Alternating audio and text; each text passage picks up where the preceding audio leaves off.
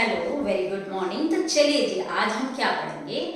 बहुत सारा topics tablet का हम कवर कर चुके हैं, ठीक है। डाइल्यूएंट पढ़ चुके हैं, ग्रेन्युलेशन किस तरीके से होता है, टाइप्स ऑफ टैबलेट क्या होता है। तो मैं आपको बार बार हर वीडियो में ये बोल रही हूँ, आप वीडियो 1 से देखिए, आपके पूरे चैप्टर में कितने कितने क्वेश्चंस आ सकते हैं और थोड़ा थोड़ा बेसिक नॉलेज आपको मिलता रहेगा, राइट। तो आज हम क्या पढ़ेंगे, मैन्युफैक्चरिंग डिफेक्ट्स इन टैबलेट। इसका मतलब क्या होता है, हम कोई टैबलेट बना रहे हैं, उसमें कोई ना कोई डिफेक्ट आ गया। अब डिफेक्ट कैसे हो सकते हैं, सपोज करो टैबलेट ऐसी बनी, थोड़ी देर स्टोर करके रखा, वो टुकड़ों टुकड़ों में टूट गई, तो खराब हुई ना हमारी टैबलेट, तो ये डिफेक्ट हुआ, राइट। या फिर कोई और प्रॉब्लम आ गई है, जैसे कि मान लो वेट जितना हमको चाहिए तो वेट वेरिएशन आ गया, हार्डनेस टैबलेट की जितनी हार्ड होनी चाहिए थी उतनी हार्ड ये है नहीं है, कलर जैसा चाहिए था वैसा मुझे कलर नहीं मिला। तो ये सब क्या हुए, टैबलेट डिफेक्ट्स, यानी डिजायर्ड टैबलेट जैसी हमको चाहिए थी वैसी ये मिली नहीं, ठीक है। तो अब इसमें से क्या क्या क्वेश्चंस बैठ सकते हैं, तो इसमें से क्वेश्चन बैठेंगे कि कौन कौन से डिफेक्ट्स हो सकते हैं टैबलेट में। उनमें से भी 3 और 4 डिफेक्ट्स बहुत ज़्यादा इंपॉर्टेंट हैं, वो अपन बहुत अच्छे से कवर करेंगे, ठीक है। 2-3 ऐसे ही हैं, वो सिर्फ नाम नाम याद करेंगे तो भी आपका काम चल जाएगा, राइट। तो चलिए शुरू करते हैं अपन। मैन्युफैक्चरिंग डिफेक्ट्स इन टैबलेट, यानी टैबलेट में क्या क्या खराबी आ सकती है यदि जब हम टैबलेट बनाते हैं। तो फर्स्ट इज कैपिंग। बहुत सिंपल है, नाम से पता चल रहा है कैपिंग। कैपिंग का मतलब क्या होता है, कैप मतलब ऊपर लगाते हैं हेड पे अपन।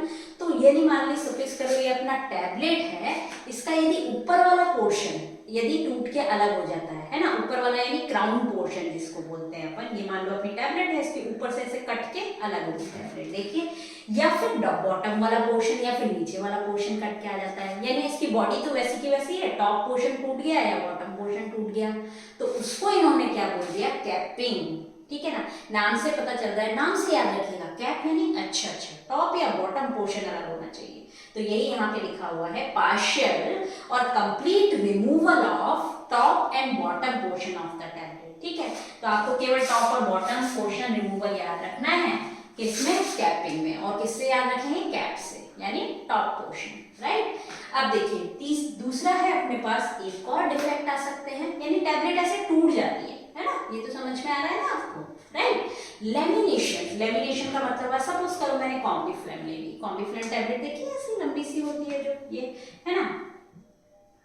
अब ये कॉम्बीफ्लेम क्या हुआ, थोड़ी देर मैंने जब स्टोर करके रखी तो ये लेयर्स में टूट गई। मान लो ये कॉम्बीफ्लेम है एक, और इसके 3 लेयर्स बन गए, है ना, टूट गई ये 3 लेयर्स में, तो उसको लेमिनेशन बोल दिया। एल से लेयर्स, एल से लेमिनेशन। लेमिनेशन का मतलब होता है जो अपनी टैबलेट की बॉडी है वो लेयर्स में, 2 से ज्यादा लेयर्स में टूट जाती है। इसमें टॉप और बॉटम पोर्शन की बात करेंगे, इसमें लेयर्स की बात करेंगे, यानी 2 से ज्यादा लेयर्स में ये टूट जाती है, ठीक है।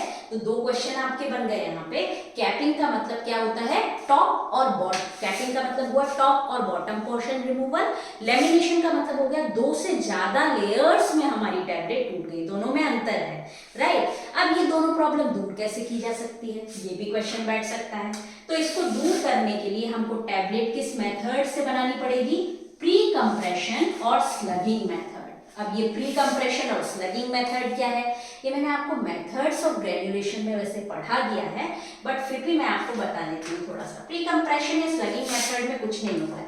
सोचिए आप ये टैबलेट टूटती क्यों होगी, कहीं ना कहीं जब हम टैबलेट बना रहे होंगे उसमें एयर एंट्रैप्ट रह गई होगी, तो वो जगह खाली हो गई, तो स्टोर किया तो टैबलेट उस जगह से क्रैक हो गई या टूट गई, ठीक है।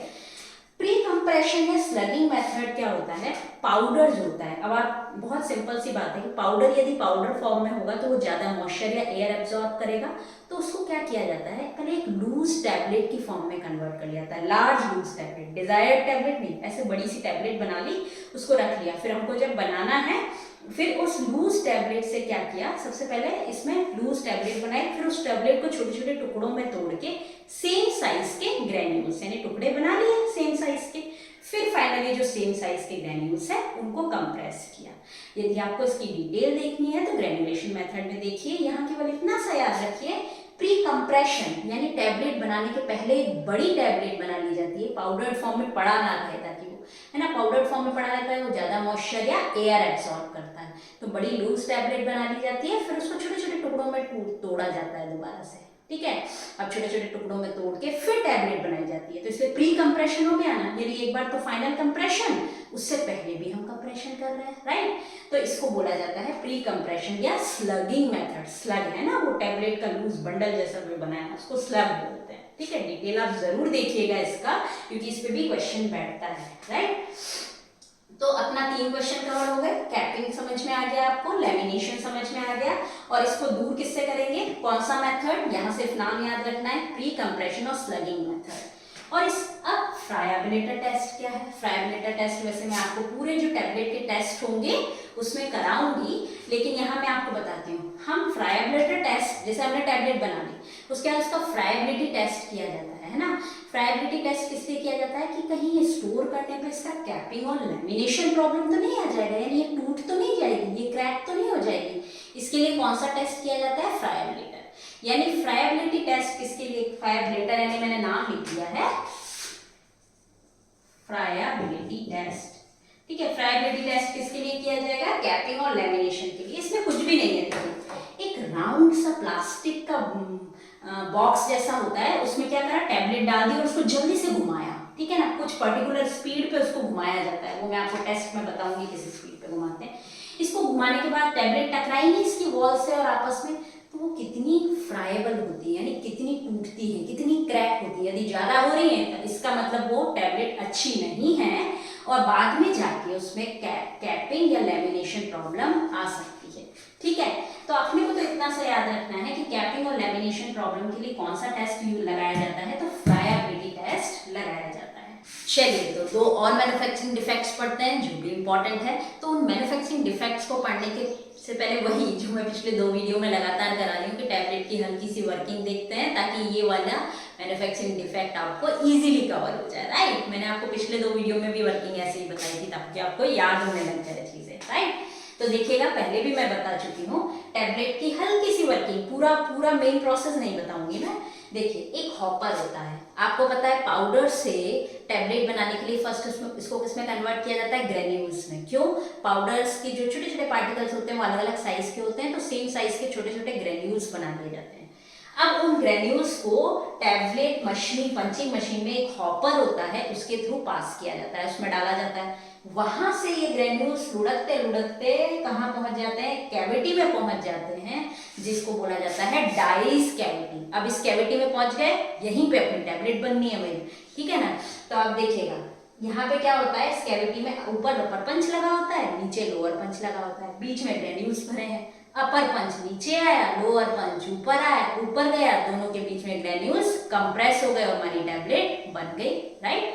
अब टैबलेट बन गई, अपर पंच ऊपर गया, लोअर पंच ने क्या किया, थोड़ा टैबलेट को ऊपर ऊपर ऊपर पर धक्का करके उसने ऊपर निकाल दिया। तो ये तो आपको समझ में आ गया, ठीक है। अब बेसिकली मुझे समझना क्या है कि मैन्युफैक्चरिंग डिफेक्ट्स 2 और पढ़ने हैं अपने को, पिकिंग और स्टिकिंग, दोनों में अंतर है। पिकिंग मतलब किसी चीज को पिक करना, स्टिक मतलब किसी चीज का चिपकना, दोनों में अंतर समझ में आया। अब देखिएगा, सपोज करो मैंने यहाँ पे ग्रेन्यूल्स तो भर दिए, ठीक है। अब मुझे टैबलेट को पंच करना है। कभी कभी क्या होता है, देखिएगा ये जो अपर पंच है ना, इसके नीचे एक मार्क बने होते हैं, कुछ डिजाइन सी बनी होती है। कभी कभी आपने टैबलेट के ऊपर, कभी कभी क्या ज्यादातर टैबलेट के ऊपर कोई मार्क्स देखे होंगे, किसी टैबलेट का नाम भी एम्प्रेस होता है, एनग्रेव होता है कभी कभी, ठीक है ना, कोई डिजाइन एनग्रेव होती है, या फिर लकीर वगैरह बनी हुई होती है जहाँ से टैबलेट तोड़ी जाती है, ठीक है। तो क्या होता है, कभी कभी कोई डिजाइन इस पे एनग्रेव होती है, यानी बनी हुई होती है टैबलेट के ऊपर वाले पंचिंग मशीन पे। अब जैसे ही वो टैबलेट को पंच करने जाता है ना, तो ग्रेव बन जाते हैं। अब सपोज करो नाम लिखा है, ये टैबलेट का पंचिंग मशीन है ऊपर वाला, यहाँ पे नाम लिखा है, तो बीच बीच में नाम कैसे लिखेंगे, एक तरीके से वो आगे हाईलाइटेड होके दिखेंगे, तो बीच, तो क्या होता है, जैसे ये टैबलेट को प्रेस करने के लिए जाता है, तो कुछ टैबलेट के अपर सरफेस से कुछ मटेरियल यहाँ पे चिपक जाता है अपर पंच पे, है ना। अपर पंच पे तो टैबलेट तो खराब हो गई अपर पंच पे, तो उसको बोलता है पिकिंग। पिकिंग मतलब अपर पंच ने कुछ टैबलेट का कुछ मटेरियल अपर सरफेस से, टैबलेट के अपर सरफेस से पिक कर लिया और ऊपर चला गया, और वो उसमें चिपका रह गया अपना कुछ मटेरियल, उसको बोला है क्या, पिकिंग। यानी पिक करना अपर पंच का कुछ मटेरियल का टैबलेट के ऊपरी सरफेस से। अब देखिए क्या लिखा हुआ है, picked up by the upper punch from the upper surface of the tablet. याद रखिएगा, पिकिंग हमेशा अपर पंच करता है, और अपर सरफेस से होती है, इतना सा याद रखिएगा, ठीक है। अब ये क्यों होता है? एनग्रेविंग और एम्बॉसिंग के कारण जनरली होता है, कुछ भी नहीं है, नाम याद रखिए। एनग्रेविंग और एम्बॉसिंग कुछ नहीं होता है, मैंने आपको बता दिया।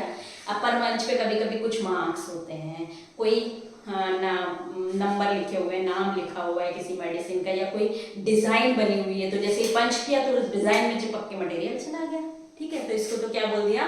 पिकिंग। और ये किसके कारण हुआ? एनग्रेविंग और एम्बॉसिंग के कारण मोइनली होता है।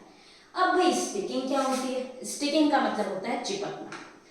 अगर बात करूं पिकिंग, तो ऊपर से मटेरियल निकलता है, यानी टैबलेट के ऊपर वाली सरफेस से। जबकि स्टिकिंग की बात करती हूँ तो क्या होता है? ग्रेन्यूल्स मैंने किसमें भरा है? कैविटीज में। तो कैविटी की साइड वॉल होगी, कुछ ना कुछ क्या होगी इसकी? ये साइड वॉल होगी, ठीक है। तो टैबलेट क्या होती है? बनने के बाद इसकी साइड वॉल से चिपकने लगती है कभी कभी, है ना। अच्छे से ना बनी हो तो इसकी साइड वॉल से मटेरियल चिपकने लगता है। मान लो भरा मैंने कुछ मटेरियल या साइड वॉल से चिपक गया, है ना। या फिर टैबलेट बनी और साइड जब इसको ऊपर धक्का दिया तो घिसती हुई यहाँ साइड वॉल से कुछ चिपक गया, ठीक है। तो इसको तो क्या बोलेंगे? स्टिकिंग। अब देखिए यहाँ क्या लिखा हुआ? द मटेरियल, यानी टैबलेट का जो मटेरियल है, to the stick to the wall of the dies. किसकी वॉल से चिपक गया? ये जो कैविटी है या डाइस की वॉल से चिपक गया, तो इसको तो क्या बोल दिया? स्टिकिंग।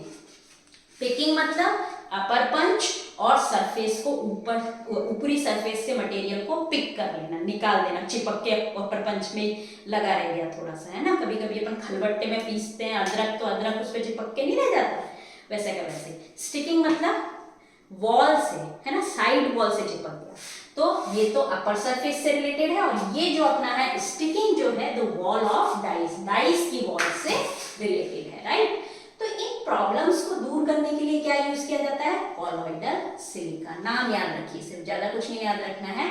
कॉलॉइडल सिलिका किस प्रॉब्लम को दूर करने के लिए काम में आता है? पिकिंग और स्टिकिंग प्रॉब्लम को दूर करने के काम में आता है।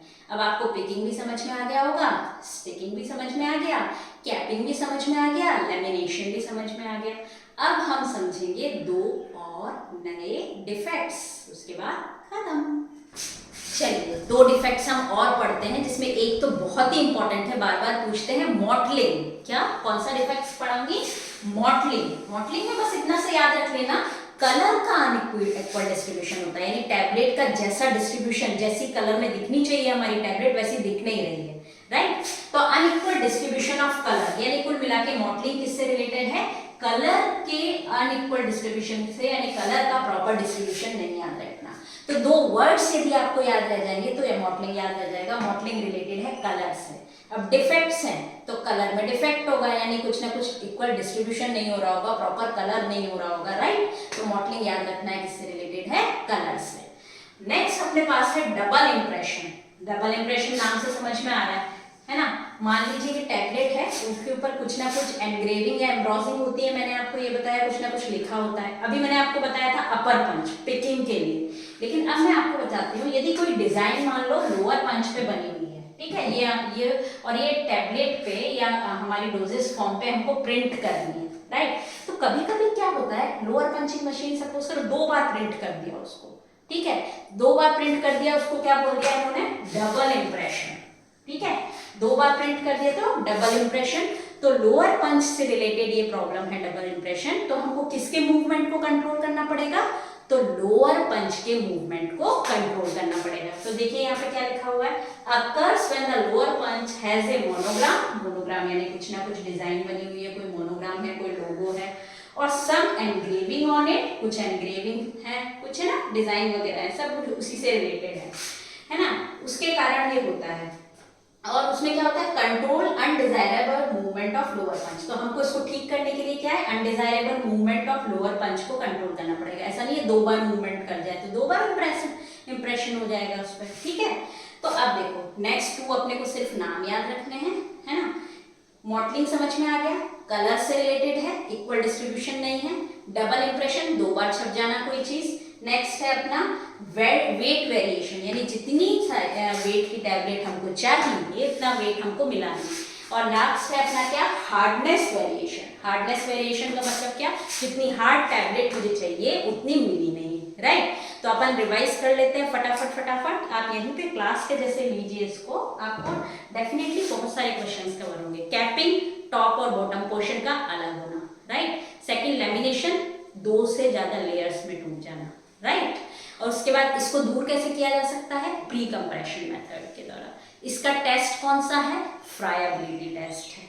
नेक्स्ट मैंने क्या बताया? पिकिंग और स्टिकिंग। पिकिंग यानी अपर पंच का पिक कर लेना, है ना, टैबलेट के ऊपर वाले सरफेस से। स्टिकिंग मतलब साइड की वॉल से चिपक जाना, राइट। मॉटलिंग किससे रिलेटेड? कलर से रिलेटेड, राइट। उसके बाद लास्ट, डबल इंप्रेशन। लोअर पंच के द्वारा 2 बार मूवमेंट होने के कारण डबल इंप्रेशन में 2 बार छप जाना।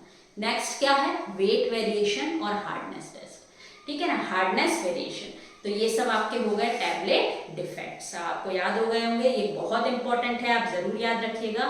और यदि आपको लेक्चर में कोई प्रॉब्लम आ रही है, सपोज करो कई बार मैं एक ही चीज 2 बार रिवाइज करने के लिए बोलती हूँ, यदि वो आपको ठीक नहीं लगता है तो प्लीज कमेंट बॉक्स में लिख के बताइए कि मैडम एक ही बार समझाइए ये चीज, है ना, क्योंकि मुझे ऐसा लगता है कि दोबारा यदि रिवाइज करवाएंगे तो आपके माइंड में वो चीजें क्लिक करने लग जाएंगे। Thank you so much for watching this video, और देखते रहिए आगे फिर फार्मासिस्ट, जीपैट और डीआई के और क्वेश्चंस रिलेटेड टू टैबलेट